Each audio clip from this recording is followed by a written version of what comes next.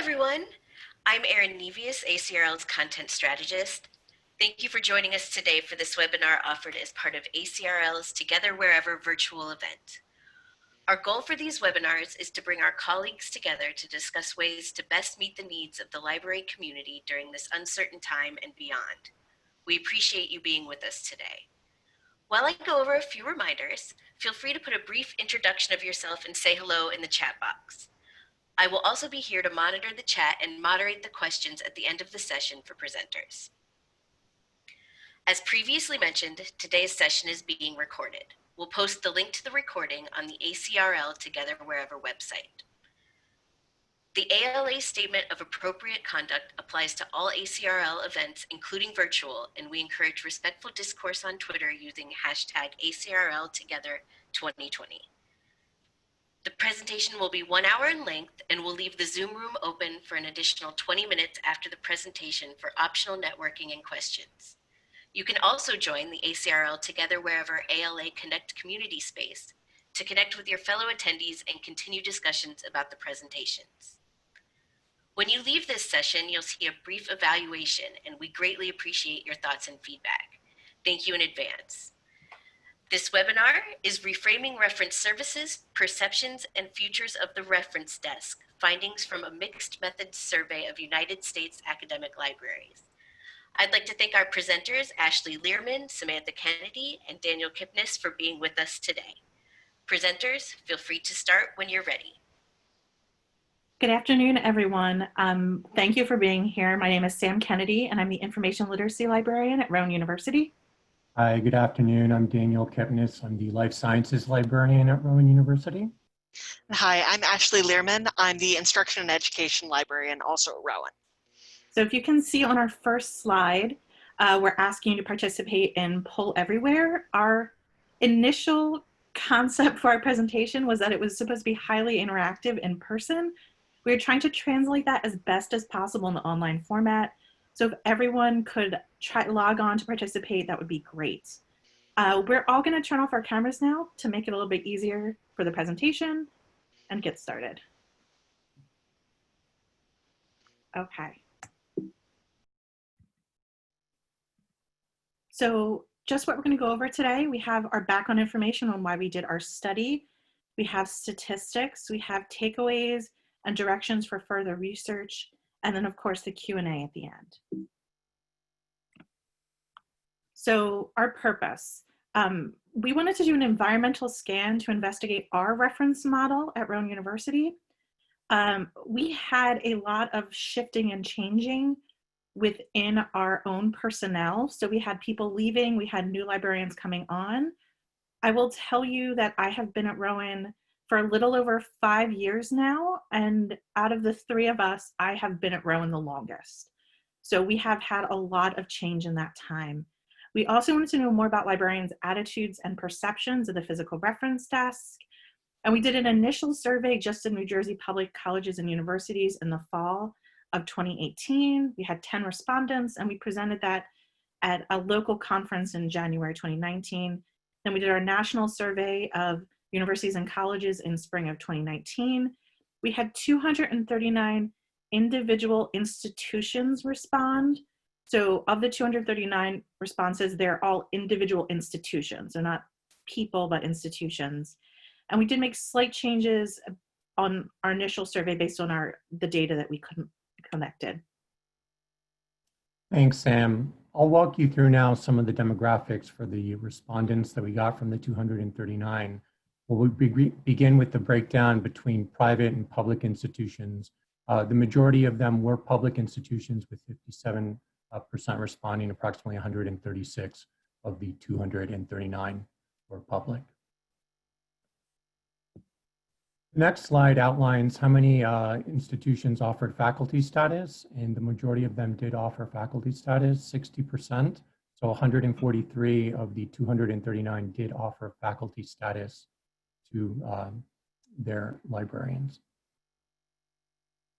For type of library, here the majority of them were main libraries, so 203 of the 239, followed by branch libraries, as well as an other category. And under other category, we included B school libraries, law school libraries, theological libraries, etc. For the type of institution, the majority of them were doctorate granting universities, so 103 of the 239, followed by four-year institutions, then community colleges rounded out the top three with 45 of the 239 responding.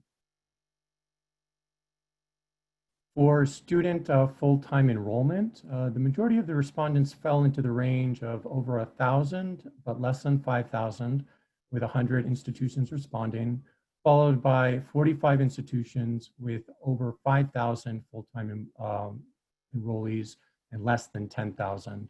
And as you can see on the far end, we had fewer responses for full-time enrollment of over 20,000.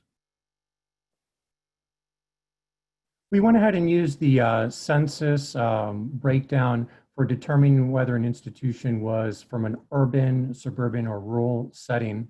And as you can see there at the bottom of the slide is the breakdown. If it was more than 50,000, it was considered urban, and the majority of our respondents, 130 of the 239, fell in the urban category, followed by suburban, which was 2,500 to 49,999, fell into what was known as the suburban, and very few of the respondents fell into the rural category of less than 2,500. And we also used the census breakdown for doing kind of a regional breakdown of where institutions were located. So as you can see, the majority of the respondents did come from the Northeast with approximately 84 of the 239, and that was followed by the South, then the Midwest, and then the far West.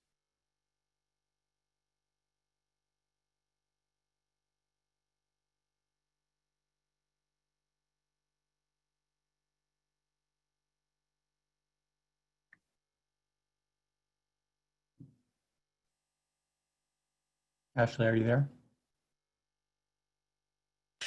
I'm so sorry, I was muted. Yes, we're going to start with our first poll question now. We're going to, how this is going to work is we're going to open these questions up and let you respond and see the breakdown of your responses, and then we'll compare that to how things looked with our national survey. So for this first question, wherever you have Poll Everywhere open, you can answer there now, whether that be on your mobile device or in your browser window. And the question is, do you have student workers, either undergraduate or graduate, answering reference questions at your library? So to answer yes, select A, and to answer no, select B. We'll give you a few minutes to do that.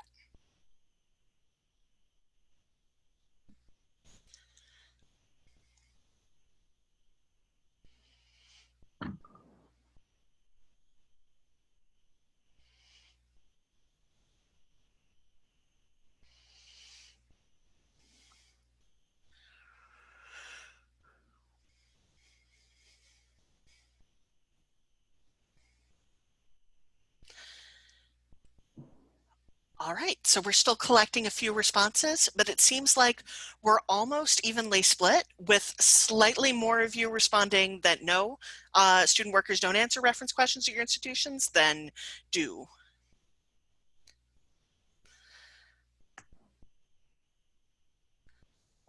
right. Okay, and now for our second poll question. Similar question, do you have library staff, non-librarian staff, so paraprofessionals or other library workers not in a library role, do those answer reference questions at your institution? Again, A for yes, B for no.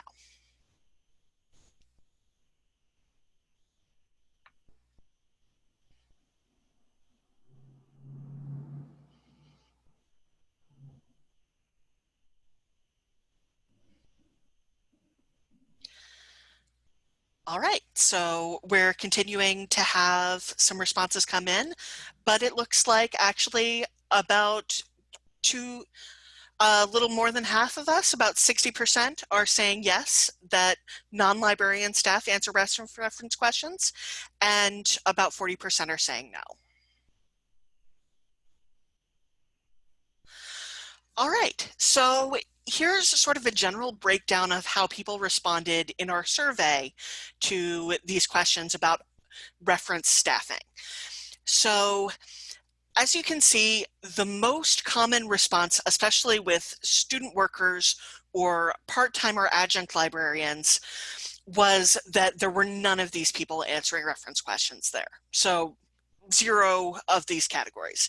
And it was slightly more common than that, however, to have 1 to 5 library staff answering reference questions or staffing the reference desk. So pretty similar to what we saw in the poll, that while there's not as much using students for this role, there is a little bit more with non-librarian library workers. And also, at numbers higher than 5 of using any of these types of workers to answer reference questions, whether it be student workers or staff or part-time librarians, almost nobody had more than 5 of these working. The numbers significantly drop off at the 6 to 10 or 11 to 15 or 16 plus ranges. All right, now we're going to do something a little bit different, which is we're going to open up our first open-ended question. And what's going to happen here is the link on this slide goes to a Google document where we are going to have space for you to provide some open-ended answers to the questions that we'll ask here. So this first question is, what are some of the pros or cons of using non-librarians to answer reference questions? And we can share that link in the chat box, so you can open this up and you can see what that looks like. And we really encourage you to just take a few minutes to jot down your thoughts under the question and let us know what you're thinking.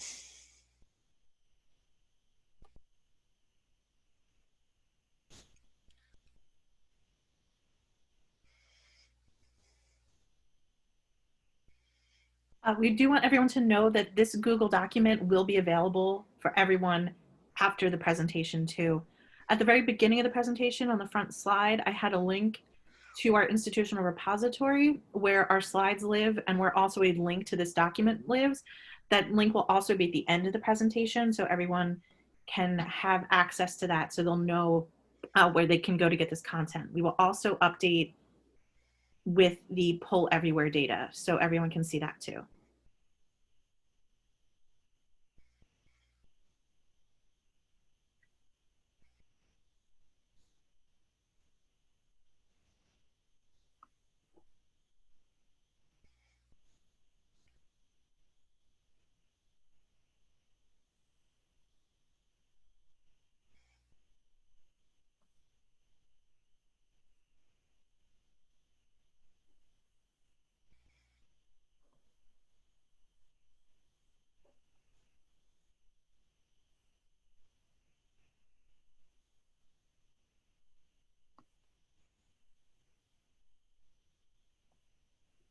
So I think it's under share.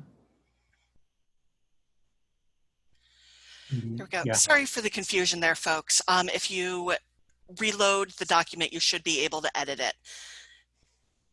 Updated those privileges now.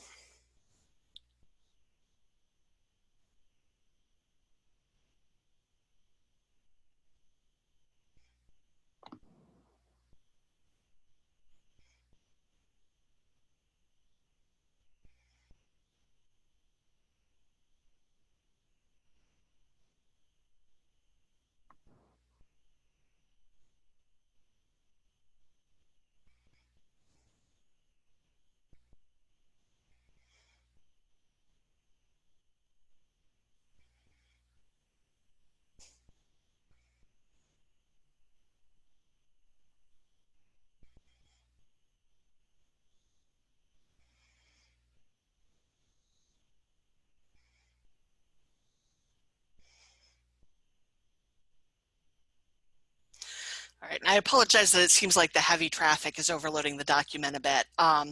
We didn't know we were going to have this many people and that this was going to be a problem. If you do want to just type a response in the chat, that should be absolutely fine. We'll be saving that data too, so that's just fine. Feel free to respond in the chat.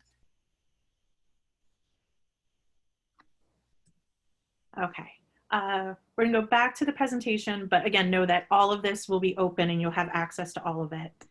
We have another question, poll everywhere, and it's how many full-time librarians provide reference services at your library? So if you have 1 to 2 librarians, you can choose A. 3 to 4, choose B. 5 to 6, choose C. 7 to 8, choose D. 9 to 10, choose E. 11 plus, F. And for those of you who have to count, like I always have to do, we'll give you a second or two to add up the number of librarians.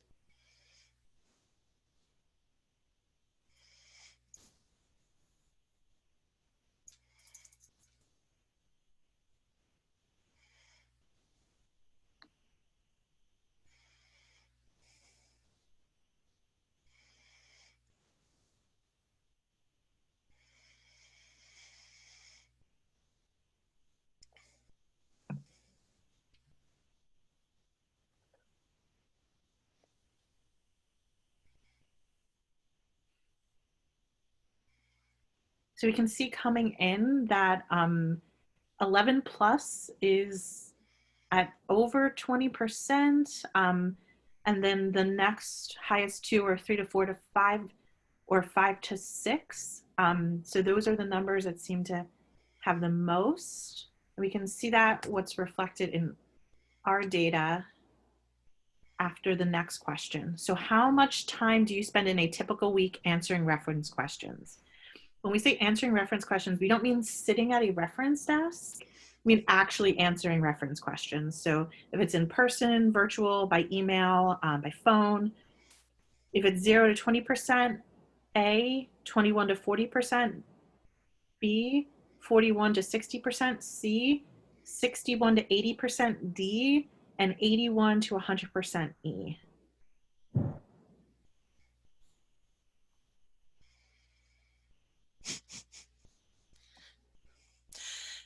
I saw a really good question in the chat also. Is that pre-COVID or now?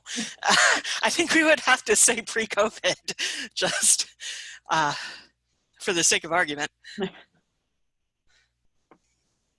we can see right now, it looks like 0 to 20%, most people spend their time answering reference questions, and then 21 to 40%. Very few people have picked 81 to 100%.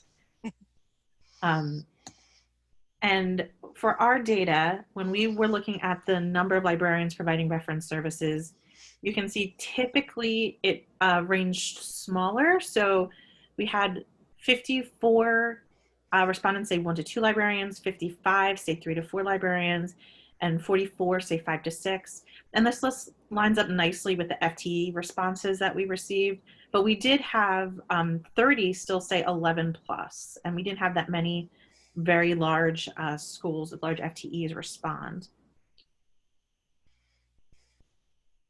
So now we'd like to know, what is your current reference desk model? And we're giving you here 4 options. Option A, you currently do not have a physical reference desk.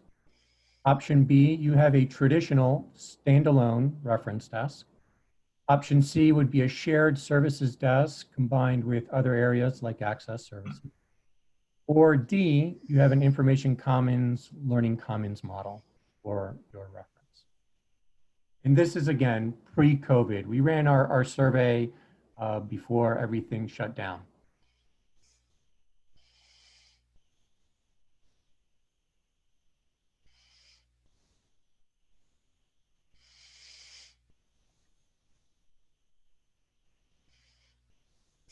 Interesting. So here it looks like the majority of you did respond that you still have a physical, standalone, traditional reference desk, followed by a shared services desk model at 38%. 9% of you have moved away and you have no physical reference desk model.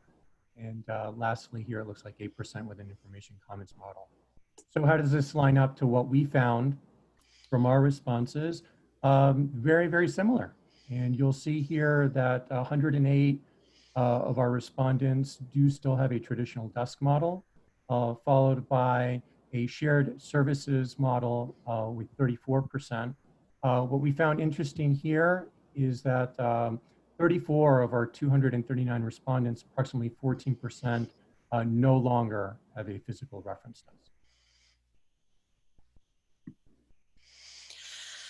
Okay, so our next poll question is, if you do have a reference desk, do librarians actually staff that desk?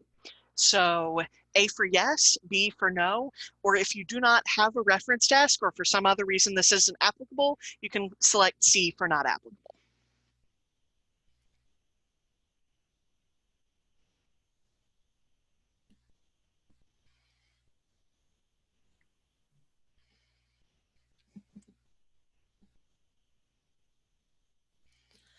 Right, so we still have a few responses coming in, but overwhelmingly it looks like people are saying that yes, librarians do sit on the reference desk, and about equal numbers of no and not applicable, both of which are pretty low, about 12 to 13%. All right, in our survey, we saw really overwhelmingly that respondents said that yes, librarians did staff the desk. About 83% of the respondents did have librarians staffing the reference desk to some degree, and about 17% did not. All right, and we're going to do our second open-ended question now. You can try for the Google Doc, or you can just type in the chat if that's easier for you. And the question is, what are the origins of your current desk model? So if you have whatever reference desk model you may have right now, how did that come to be your reference desk model? If you don't know, if it's just always been like that as far as you know, you can say that too. That's also interesting.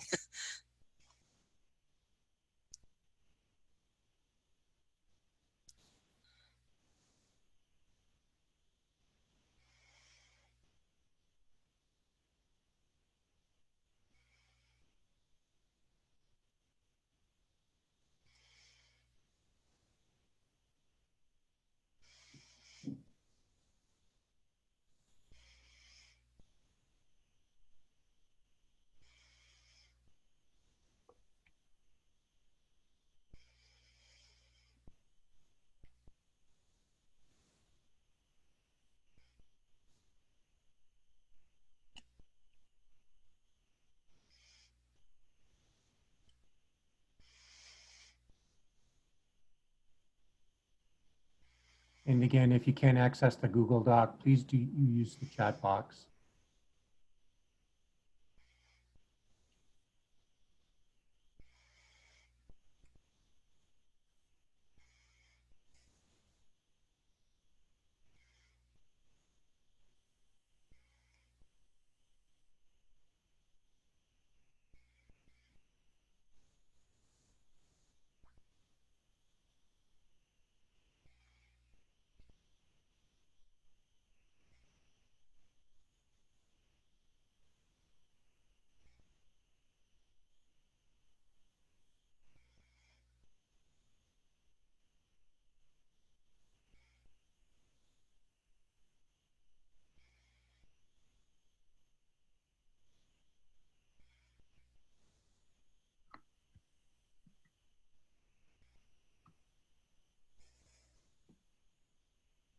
Okay, we're moving on to our next poll question, and that is, what percentage of questions asked at the reference desk are reference questions?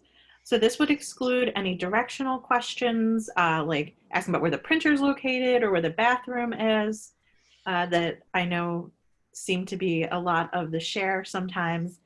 And for 0 to 20%, that's A.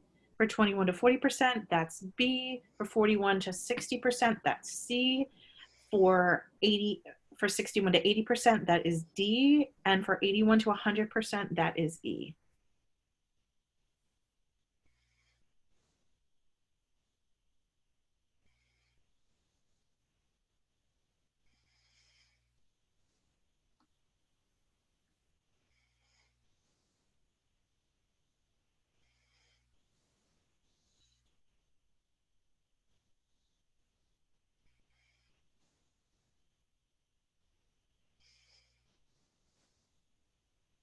We're looking at the responses coming in now, and the majority of you are in the lower half, so 0 to 20% or 21 to 40%. And then there's a few in the upper, 61 to 80, and then 81 to 100%, but that looks like it's under 15, 16% right now. And then when we actually look at our responses, similar-ish, we had just over half of our total responses say that under 40% of the questions asked at the reference desk were actually reference questions. And then we did have quite a few high numbers here too. We actually had some respondents say that 100% of the reference questions asked at the reference desk were genuine reference questions. So we did have some people on the higher end for sure when we got our responses back. We have another open-ended question for you guys. How, if at all, do you track your statistics on reference questions? Do you make any changes based on the statistics? So is there any data-driven decision-making going on? And what have you learned from doing that? And we'll open up the Google Doc again and give you guys an opportunity to answer that and to think about how you do make decisions.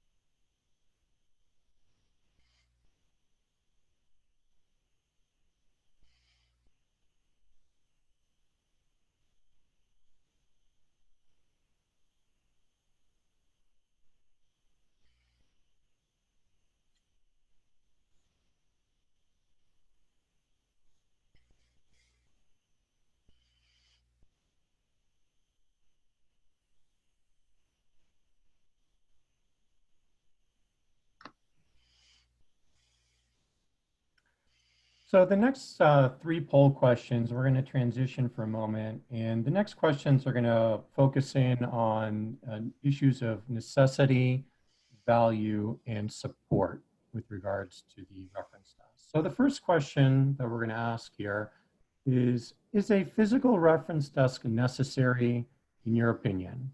The options are A, yes, and B, no.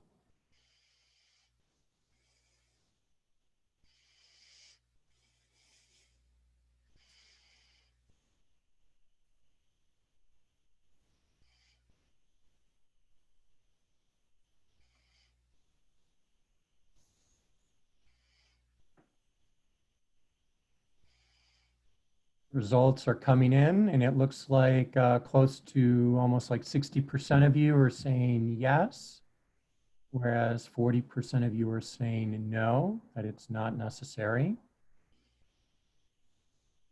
And how did this compare to the results that we got pre-COVID? Is a physical reference desk necessary? And the majority of the respondents, very similarly, 69% responded with an affirmative yes, that a physical desk is necessary, whereas 30% said no, it was not. All right, for our next question, we've talked about whether the desk is necessary as far as you believe, and we're going to talk about now how valuable you feel having a physical reference desk is on a scale from 1 to 10. So 1 being the least valuable, 10 being the most valuable, how much do you value a physical reference desk? And you can just pick the corresponding number.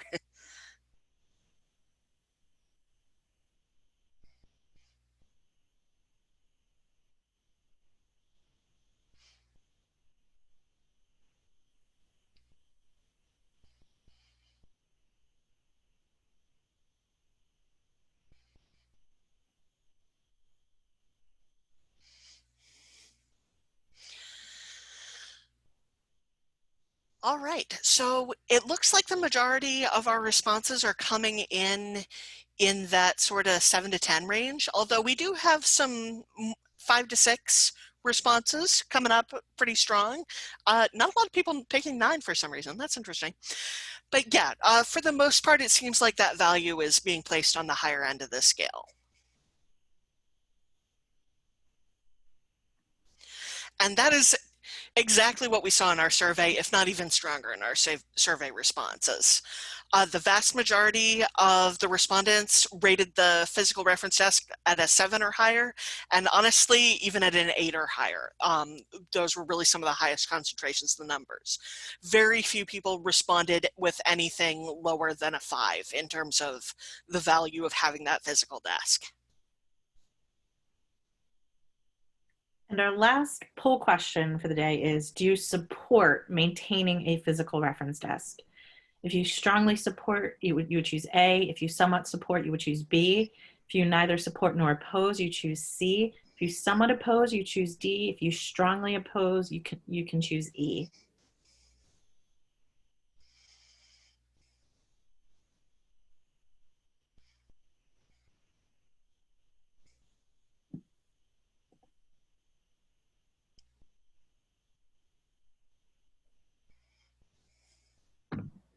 You can see the answers coming in are overwhelmingly support or strongly support or somewhat support, 38% at strongly support, somewhat support hovering around 30%, 15% who are in the unsure category, and right now about 17% in the oppose category.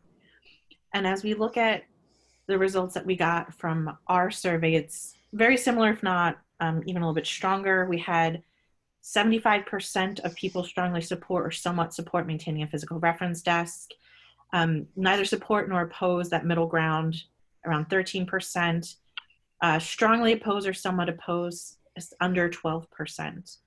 And again, these were 3 questions we asked to look specifically at, is it necessary? Do you value it? And do you want to maintain it? So we had this series of questions to kind of have people look at their physical reference desk and what they thought was unique to them in their circumstances and how they would answer those 3 questions. We have one more open-ended question. Since the pandemic has driven services online, what has been your reference experience? Are you getting similar questions? What are the commonly asked questions? Has your pandemic experience changed your perspective on the need for a physical reference desk? And then same as before, you can put your response in the open-ended document. You can put it in the chat. But we wanted to try to capture the fact that when we gathered this data, and even when we submitted this presentation, the world looked very different on very many fronts. And we know that almost all of you, if not all of you, are probably in your house right now watching this presentation, and how that has maybe changed some of your perspectives.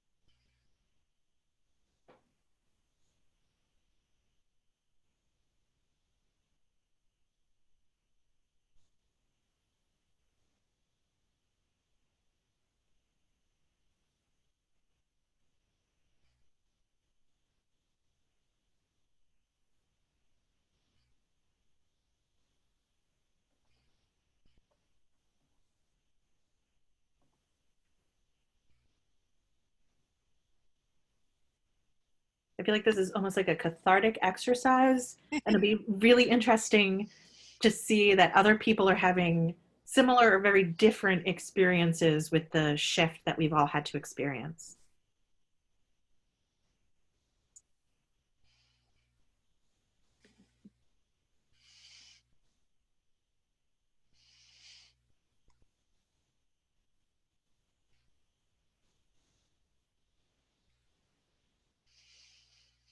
No more printing questions.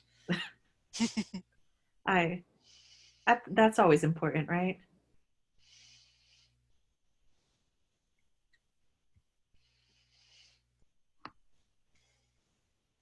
Okay, so we want to give you guys just some takeaways from our statistics that we got. So we saw that some people are using different desk models, but the traditional reference desk is still prominent. I think that was one of the takeaways for sure from our research was, well, some people are moving, there's still a heavily a traditional physical reference desk that a lot of libraries have. 37% of our respondents think that their reference desk gets mostly reference questions. So we asked people's perception. We didn't ask for actual statistics, but from their perception, 37 responses, so over a third of our respondents thought that their reference desk got mostly reference questions. 59% of respondents ranked the value of a physical reference desk at 8 or above. 10% of respondents ranked the value of a physical desk at below a 3. And statistics show approximately 75% of respondents support maintaining a physical reference desk. In the future, we are really interested in taking our research and doing an international survey. We know that libraries are different and maybe they have different approaches internationally that we could look at. We also want to do a student needs assessment. We think that's really important, not only for us to do individually at our library or to do as a part of research to see other people if they're doing, to also see if other people are doing student needs assessments when they're taking into account why they have a physical reference desk. We're also looking at doing perception versus reality. So all the questions we asked in this initial survey were perceptions-based questions. We asked them, what do you think? We didn't necessarily want them to stop the survey to go get hard numbers. So we do want to now see how many people are looking at detailed reference statistics and what those detailed reference statistics look like. And we think it's really important to engage staff in conversation. And this is all staff. Many of you know and have said at the beginning that you have staff, students, or paraprofessionals answering reference questions. I think more of you have it than you realize. That's one of those things that we definitely saw going through, that their staff are getting tons of questions. They are frontline, depending where your reference desk, if you have a reference desk, is. And that's something really important to engage all of your staff in a conversation.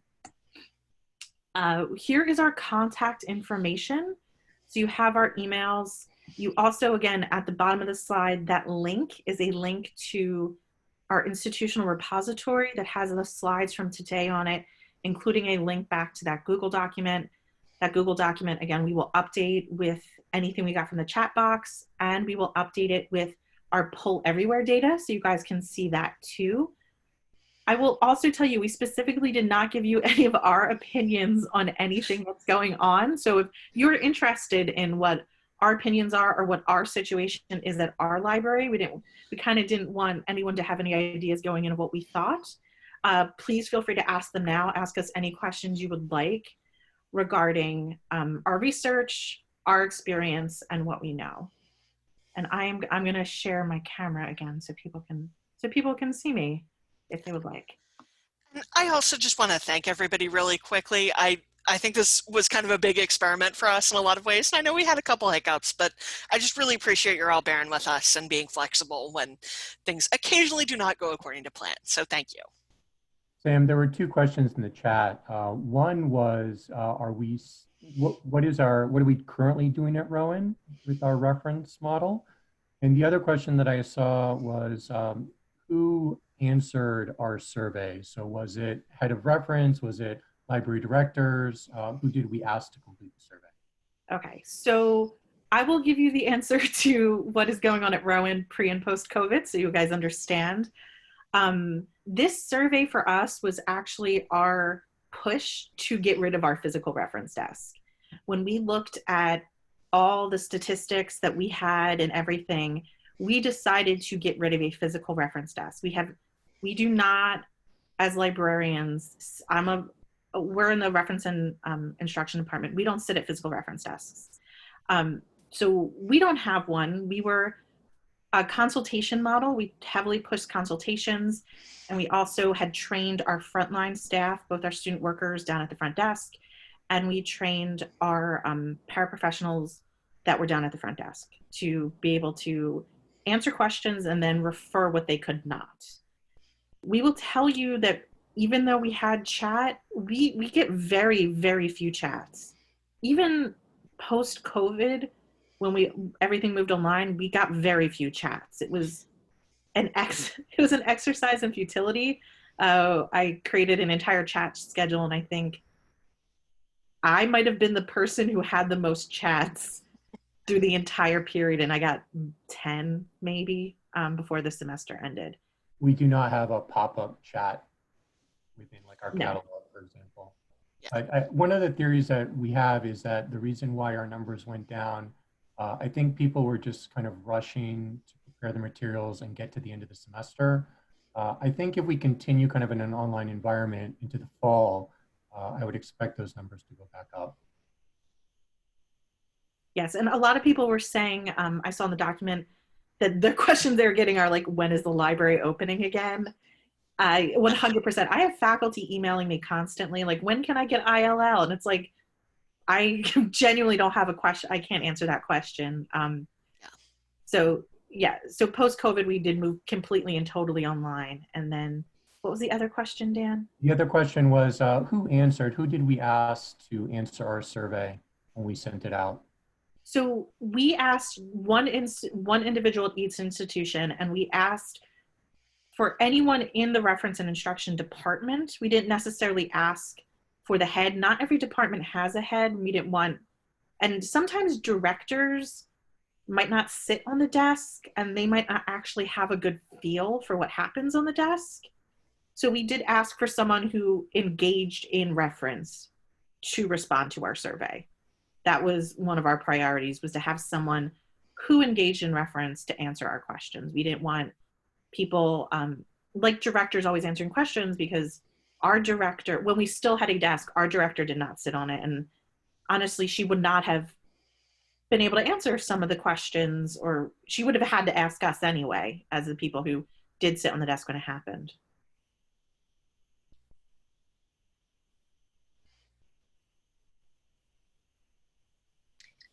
This is great, and there are a few more questions coming up in chat. A lot of them have centered around demographics. So I'm curious to know, did you look at the demographics, analyze the study stats by the demographics? Things like career length and opinion on reference, and is there a correlation if so? We did not.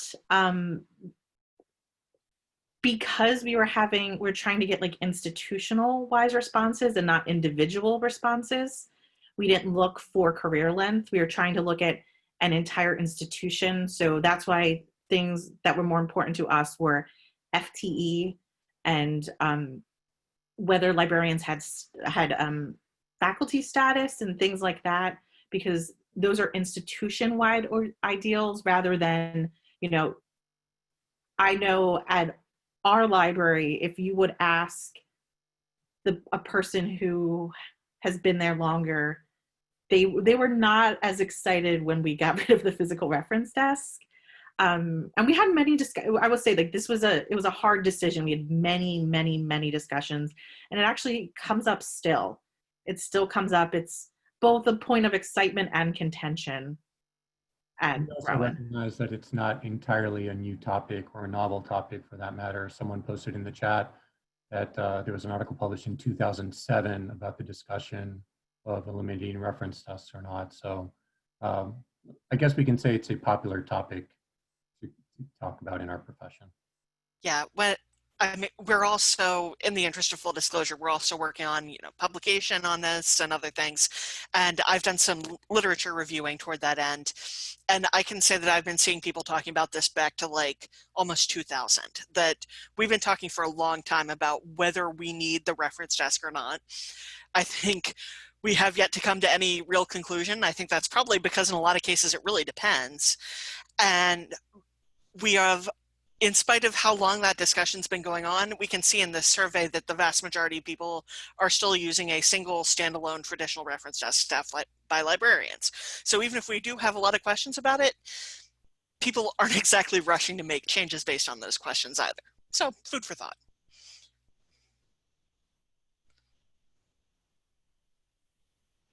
That is great. Thank you. And knowing now that you no longer have a reference desk, and using that as a jumping off point, I guess, what's your take on how research services need to change to best reflect and respond to the needs of students and faculty? I think the first step is to find out what the needs of students and faculty are, because they do vary quite a bit by institution. I think a lot of people have really rightly pointed out that the answer to this question is different based on different institutions. And I think the most important thing you can do is, instead of just kind of plunking a service down there and expecting people to use it because it's what works for you, really doing the work of digging deep and finding out what's going to work best for your students and for your faculty. That's one of the reasons that we really want to do a big scale student needs assessment at our own institution when we can get access to our students again and when this matters.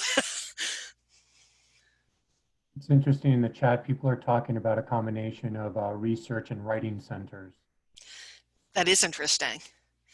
I will say I work with our writing center. And most of us work with our writing center. Our writing center is directly located in our library. And pre-COVID, I was actually going to do a training. I've done trainings with the writing center before, but I was going to do one specifically on making referrals and when the handoff is appropriate for our writing center students. So we have students who are great. I love our students in the writing center. But sometimes they don't always know when the handoff is appropriate, and they don't always know when or how or what to do when they make the handoff. So I was actually scheduling a training and working with our writing center director to handle all of that. And then COVID happened.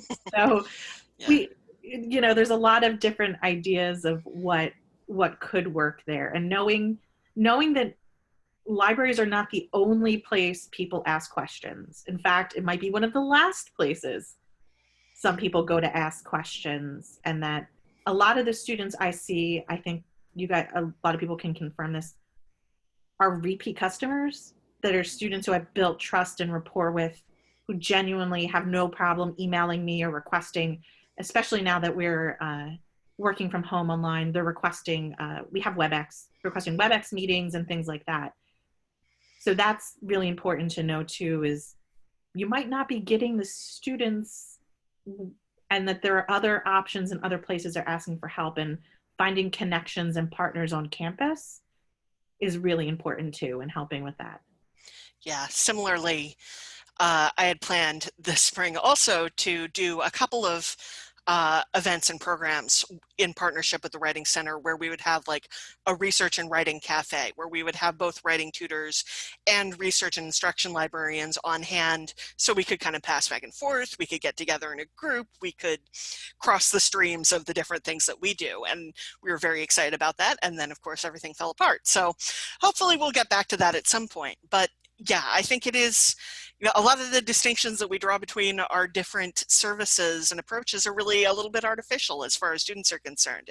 It's really great to be able to work together with folks on those things. So that studio model that a lot of people have been talking about is really interesting to me. I'd really like to follow up with some of you on that actually, to see how that's working.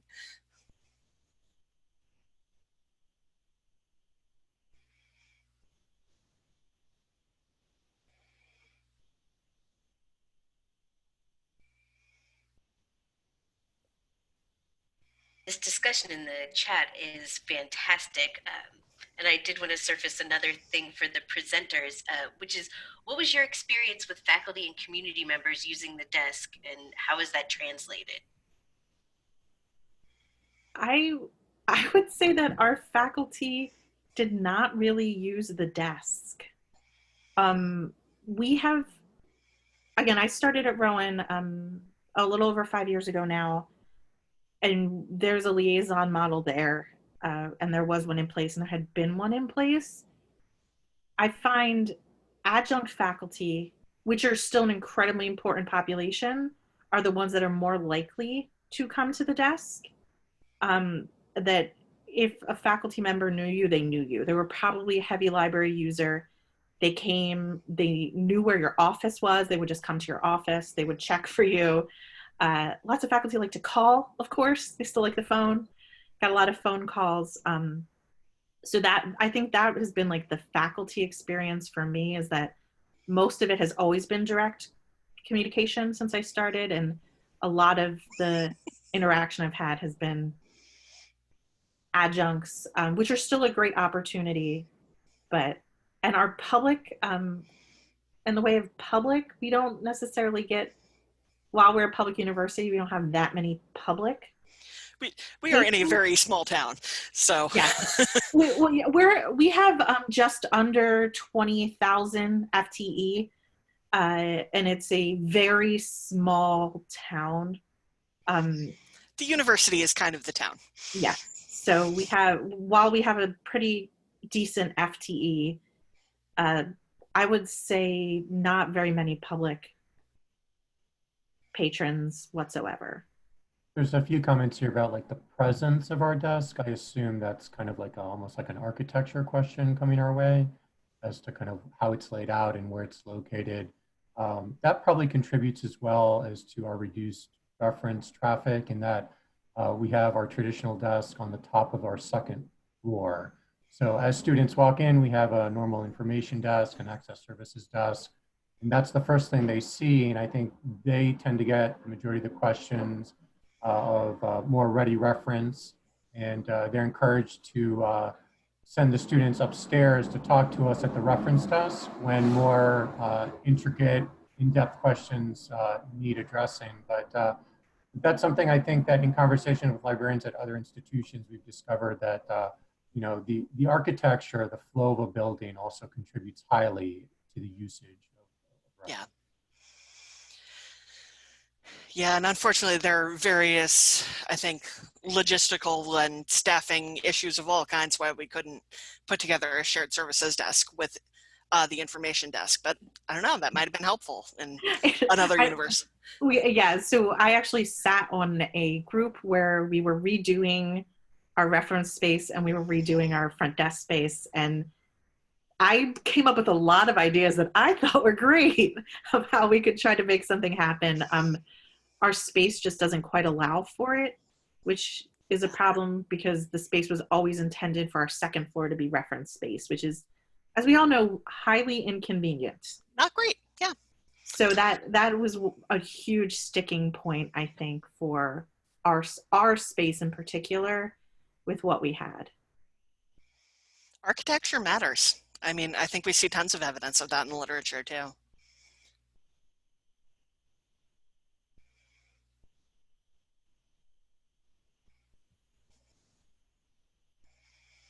And so the link to the slides is actually on the bottom of this current slide. And if Dan, I don't know, can you throw it in the chat box for everyone? I'll do that. And again, it's from our institutional repository. Everything is in there. Now, the link in the institutional repository is slightly different. It doesn't have the pull everywhere data. The pull everywhere data we will put in the Google Doc along with everything else. So you guys will have access to that at some point.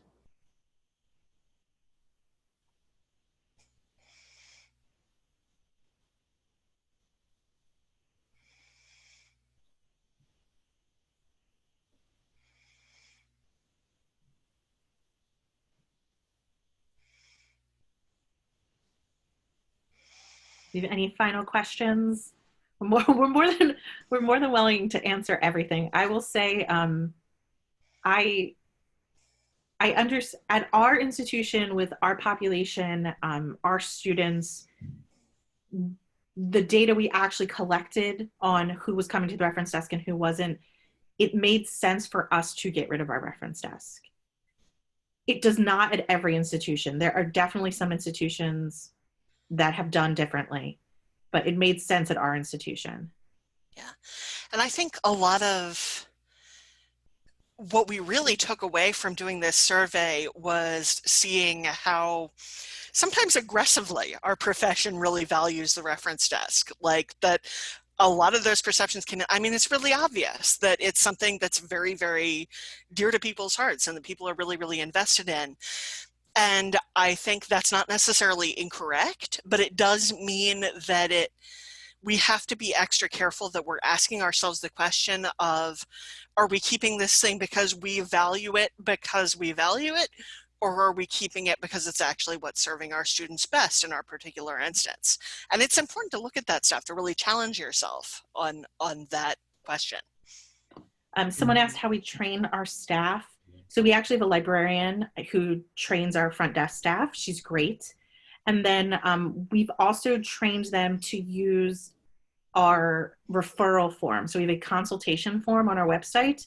So we now have trained the staff that if a student comes up and asks a question, you can try calling us if we're not in our office. Just fill out the form with them right there in front of them so they know they get the form filled out.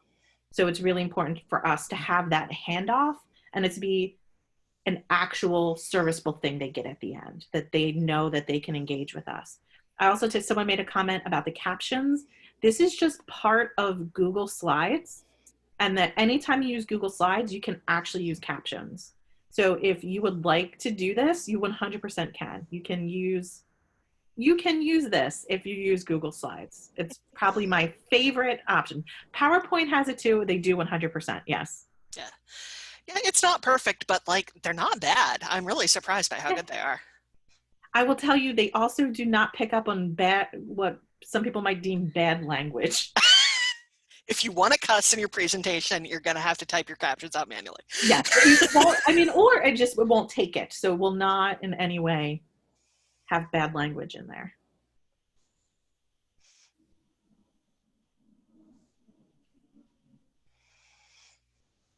Any last questions before we go? And again, we will stay in the room and we'll stay, if anyone has questions, we'll keep the chat open.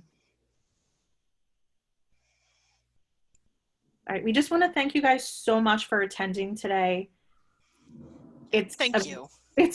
We appreciate it. Everyone's going through a lot and there's so much going on, and we just want to thank you for taking the time to be here today. And again, any other information, please email any of us if you have any questions. And again, the slides are up in our institutional repository. The presentation will be up and you will have access to anything else.